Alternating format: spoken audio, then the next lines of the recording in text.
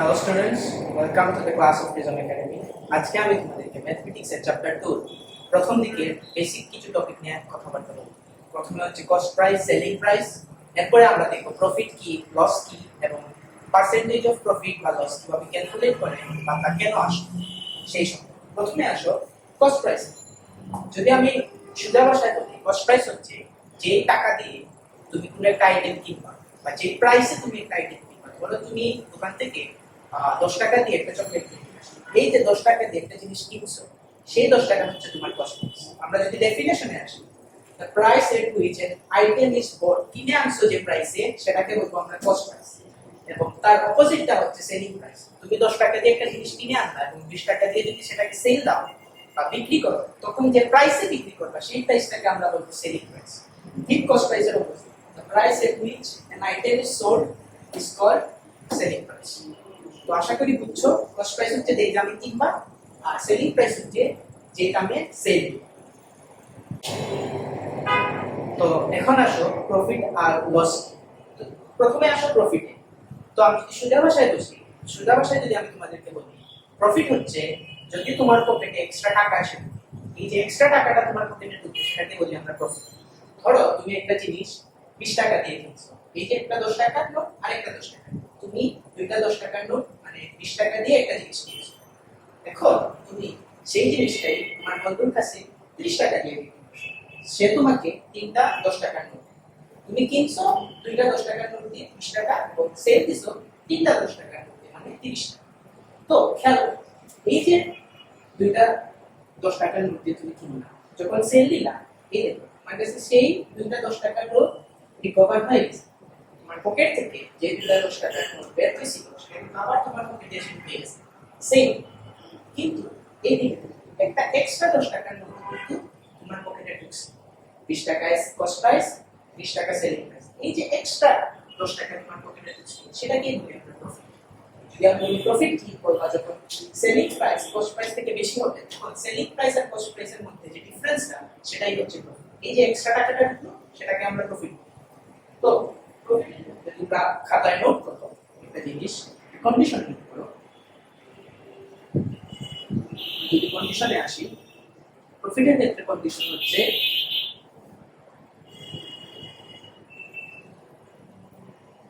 Selling price greater than cost price. এই condition যে সময় থাকবে তখন আমরা সেটাকে প্রফিট করব। আর প্রফিট যদি আমরা ক্যালকুলেশন করতে চাই, তাহলে ওই যে এক্সট্রা ক্যালকুলেট আমরা কিভাবে করি, ডিফারেন্স বার করি বড়টা থেকে ছোটটা। সেলিং প্রাইস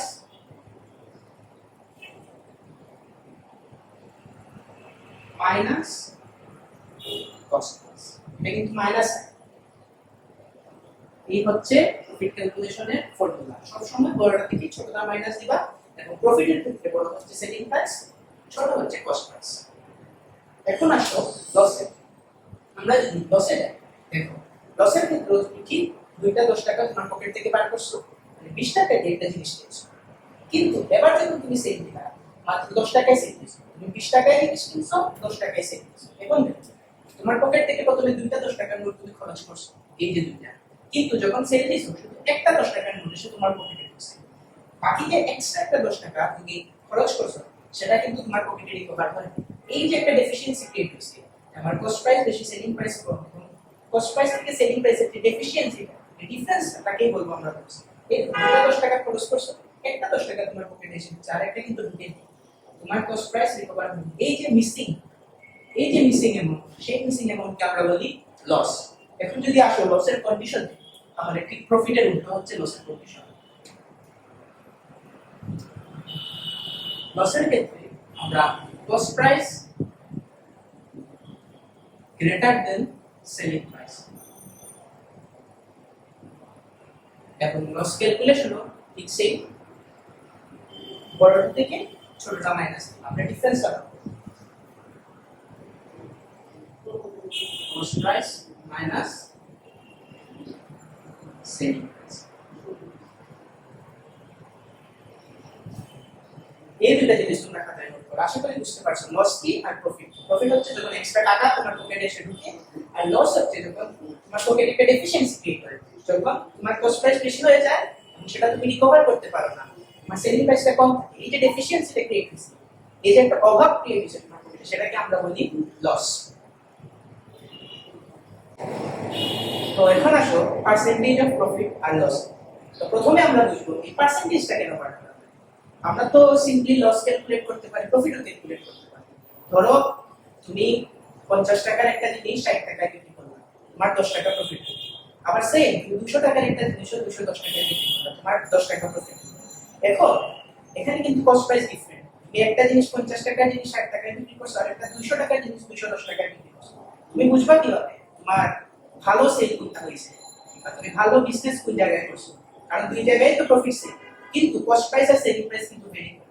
এই যে দুইটা জিনিস ভেরি করে, দুইটাকে একটা সিম্পল স্ট্যান্ডার্ডে নিয়ে আসতে আমরা পার্সেন্টেজ ইউজ করি। তো একটা एग्जांपल দেখো, ধরো তোমার ওজন হচ্ছে 50 কেজি এবং তুমি একটা রেসলিং ম্যাচে গেলা, গিয়ে সেখানে 60 কেজি ওজনের একজনকে হারাইছো। এই যে তোমার ওজন 50 কেজি, তুমি হারাইছো হচ্ছে 60 কেজি একজনের মানুষকে। সো আমি যদি ক্যালকুলেট করি তুমি কত কেজি বেশি ওজনের মানুষকে হারাইছো, তুমি তোমার থেকে 10 কেজি বেশি ওজনের একজন মানুষকে রেসলিং হারাইছো। এবং তোমার একজন বন্ধু আছে, তার ওজন হচ্ছে 80 কেজি, সেও তার থেকে 10 কেজি ওজনের একজন মানুষকে রেসলিং এ হারাইছে। 90 কেজি মানুষকে তোমার বন্ধুর ওজন হচ্ছে 80 কেজি, সে তাকে রেসলিং এ হারাইছে, এখানেও 10 কেজি বেশি হারাইছে। এখন যদি আমি তোমাকে বলি তোমার বন্ধুর ওরা বেশি নাকি তোমার ওরা বেশি, আর কার পাওয়ার বেশি, তুমি কি বলতে পারবে? দুইজনের ক্ষেত্রে কিন্তু সেম, তুমিও 10 কেজি বেশি, সেও 10 কেজি বেশি হারাইছে। কিন্তু আসলে কি দুইজনের সেম ওরা বা সেম পাওয়ার? কারণ দুজনের কিন্তু ওজন সেম, তুমি কিন্তু বলতে পারবা না। তোমাকে আগে একটা স্ট্যান্ডার্ড স্কেলে নিয়ে আসতে হবে। এই যে স্ট্যান্ডার্ডে নিয়ে আসা, আমরা 100 এর মধ্যে স্ট্যান্ডার্ডে নিয়ে আসি। এই যে 100 এর মধ্যে আমরা ক্যালকুলেশন যখন করি, তখনই আমরা পার্সেন্টেজ করি। ধরো তোমার ওজন 50 কেজি, এখন আমি যদি বলি ধরো তোমার ওজন 100 কেজি হবে, তাহলে কত কেজি বেশি ওজনের মানুষকে হারাইতে হবে?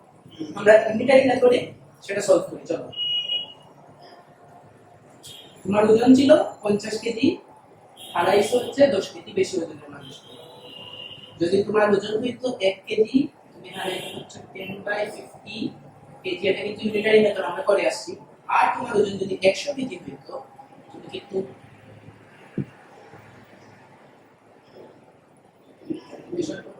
তুমি কিন্তু 20 কেজি বেশি ওজনের মানুষকে হারাইতে পারতো। যদি তোমার ওজন 100 কেজি হইতো, তুমি 120 কেজি ওজনের একজন মানুষকে রেসলিং হারাইতে। এখন আসি তোমার বন্ধু যে 80 কেজি, তার যদি 100 কেজি ওজন হতো, তাহলে সে কত কেজি মানুষকে হারাইতে পারবে? সে 80 কেজিতে হারাইছে 10 কেজি। 1 কেজি যদি তার ওজন হতো, সে হারাইতো 10/80। আর যদি তার ওজন 100 কেজি হইতো, তাহলে সে হারাইতো 10/80 into 100, এটা মেবি 12.5 কেজি সামথিং আসে। আমরা যদি ক্যালকুলেশন করি, ঠিক আছে। এখন দেখো, তোমার ওজন যদি 100 কেজি হতো, তুমি কিন্তু 20 কেজি মানুষকে 20 কেজি বেশি ওজনের মানুষকে হারাইতে পারবে। আর তোমার বন্ধুর যদি 100 কেজি হতো, সে কিন্তু 12.5 কেজি বেশি ওজনের মানুষকে হারাইতে পারবে। এখন বুঝছো? কারণ আমরা 100 এর মধ্যে দুটাকে ক্যালকুলেট করছি। এই যে 100 এর মধ্যে স্ট্যান্ডার্ড যেটা নিয়ে এসে ক্যালকুলেট করছি, তখন আমরা আসলে বুঝতে পারছি আসলে কার পাওয়ারটা বেশি বা কার ওরা বেশি। এই স্ট্যান্ডার্ড নিয়ে ক্যালকুলেশনটাকে আমরা বলি পার্সেন্টেজ। আমরা প্রফিট তো ঠিক একইভাবে ক্যালকুলেট করি। প্রফিট ক্যালকুলেশন ধরো সবসময় একটা জিনিস মনে রাখো, প্রফিট আর লস দুইটারই পার্সেন্টেজ যখন আমরা ক্যালকুলেশন করব, আমরা কিন্তু কস্ট প্রাইসের উপরে ক্যালকুলেশন করব। অলওয়েজ প্রফিট আর লসের পার্সেন্টেজ কস্ট প্রাইসের উপর ক্যালকুলেট করব, কখনো কিন্তু সেলিং প্রাইস বসাই না। ধরলাম let cost price of an item, সেটা যে কোনো আইটেম হতে পারে, তার হচ্ছে টাকা x, এবং তুমি প্রফিট পাইছো সেল দিয়ে টাকা y। ভালোভাবে বুঝবা, x টাকা হচ্ছে তোমার কস্ট প্রাইস এবং y টাকা হচ্ছে তোমার প্রফিট। এখন আমি তোমাদেরকে প্রিভিয়াস एग्जांपल দিয়ে বলছি, আমরা কিন্তু x y ক্যালকুলেট করতে পারবো না, আমাকে একটা স্ট্যান্ডার্ড স্কেলে নিয়ে আসতে হবে। সেই স্কেলটা কি 100 স্কেল, তাকে আমরা বলি পার্সেন্টেজ। এখন যদি আমি বলি যে এর কস্ট প্রাইস x, এই যে x টাকা, তোমার প্রফিট কত? তোমার প্রফিট হচ্ছে টাকা y। এখন যদি বলি এর কস্ট প্রাইস 1 টাকা, তোমার প্রফিট হচ্ছে টাকা y/x। এখন 100 স্কেলে নিয়ে যদি আসি, 100 টাকা কস্ট প্রাইস যদি হইতো, তোমার প্রফিট হইতো থেকে y বাই x ইনটু 100 এই যে ভ্যালুটা আসলো সেটাকে আমরা ডিরেক্টলি পার্সেন্টেজ দিতে পারি এখানে পার্সেন্ট না দিয়ে এখানে আমরা পার্সেন্টেজ দিতে পারি y বাই x ইনটু 100% হচ্ছে তোমার প্রফিট ধরো তুমি 10 টাকা y এর যদি আমরা 10 বসাই 10 টাকা তুমি প্রফিট করছো 50 টাকার মধ্যে আর এটাকে যদি আমরা পার্সেন্টেজ ক্যালকুলেট করি কত আসে 20 মানে তুমি 20% প্রফিট করছো 100 এটাকেই বলি আমরা পার্সেন্টেজ এখন তোমাদের যদি সিকিউরিটি আসে আর যদি শুধু বলে পার্সেন্টেজ বের করতে তোমাদের কিন্তু এইভাবে বের করতে হবে ইউনিটারি মেথড আর যদি শর্ট কোশ্চেন বা এমসিকিউতে আসে তখন একটা ফর্মুলা আছে সেই ফর্মুলা দিয়ে তোমরা ডিরেক্টলি বের করতে পারবা পার্সেন্টেজ অফ প্রফিট অথবা লস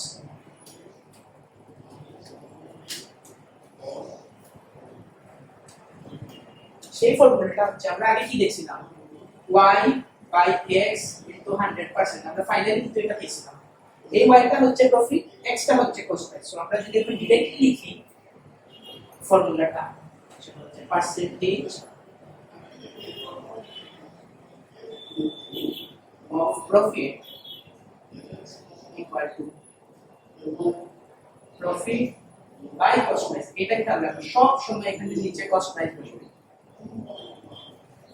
ইনটু 100% এটা হচ্ছে পার্সেন্টেজ অফ প্রফিট ক্যালকুলেশনের ফর্মুলা সো যদি ডিরেক্ট এমসিকিউতে আসে এভাবে ক্যালকুলেট করবা আর যদি এসিকিউতে আসে আমি তোমাদেরকে আগে যেমন দেখাইছি ইউনিটারি মেথডে সেভাবে ক্যালকুলেট এখন আসলে লসের ক্ষেত্রে সব ঠিক থাকবে জাস্ট এই যে প্রফিট এইখানে শুধু লস বসবে আর ক্যালকুলেশন ঠিক ওই আগের মতো যে x টাকা কস্ট প্রাইস বা যদি অ্যামাউন্ট দেয়া থাকে কোশ্চেনে এত টাকায় কত লস 1 টাকায় কত লস আর 100 টাকায় কত লস পার্সেন্টেজ অফ লস আর নেক্সট লেকচারে আমি তোমাদেরকে একটা টেবিল সলভ করাবো সেখানে কিছু মিসিং ভ্যালুস থাকবে সেখানে তোমাদের profit loss cost price selling price এবং পার্সেন্টেজ অফ প্রফিট কিভাবে বের করতে হয় তা শেখাবো থ্যাংক ইউ ফর ওয়াচিং